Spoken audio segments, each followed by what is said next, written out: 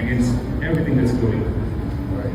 That's a beautiful question. Just really, just talking about adversity when it strikes, it can really be a lot. And the first thing I believe, and we believe, that we really just have to feel it. We have to feel every emotion. We can't disregard it. We can't push it down because it'll come up somewhere. But for us, we can't control what happens, what God gives us. We can't control the adversity that God gives us. We can't control the dark storm that we're in sometimes, but we can't control, how we navigate that storm, and actually how can we use this thunderous, this dark storm, as a propeller for us.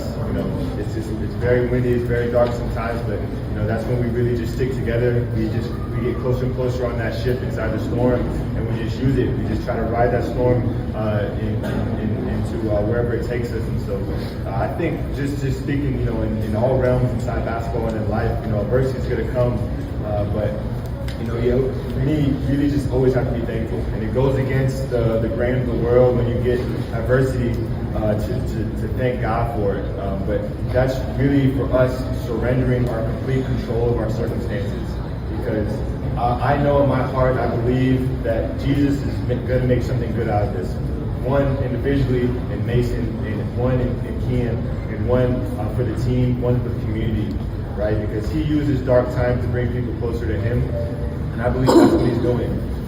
We don't always like, of course it's our nature to question what God is doing sometimes, but he's really showing us he's the leader, he's the captain of the ship, he's the one that is directing us. And so this is really just a daily, an hourly, every second trying to give it to God and just going back and putting your head down and continuing to trust each other. And lastly, I just want to say, just really, I may have talked about it before, but just a commitment,